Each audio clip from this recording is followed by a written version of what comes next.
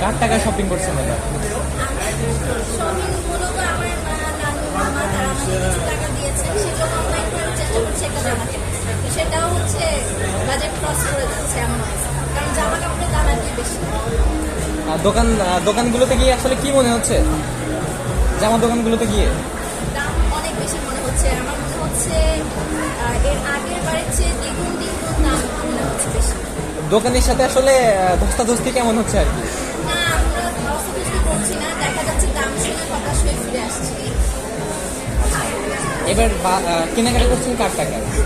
কেনাকাটা করছি আমি এই উপলক্ষে যে গিফট পেয়েছি আমার রিলেটিভদের কাছ থেকে, অ্যাজ এ টোকেন মানি, সেগুলো সব কম্বাইন করে আমি কেনাকাটা করার চেষ্টা করছি। যদি হাজবেন্ডের টাকায় শপিং করার সুযোগ পেতেন আসলে তাহলে কি কিনতেন? আমি আসলে জানি না, আমার মানে আমি নিউলি ম্যারিড, সো ও যেটা দিবে সেটাই। এখনো পর্যন্ত দেয়নি? না, এখনো তো দেয়নি কিছু। তাহলে কি ওনার নামে মামলা হওয়ার কথা না? না। মামলা হওয়ার কথা না। ওকে, থ্যাংক ইউ।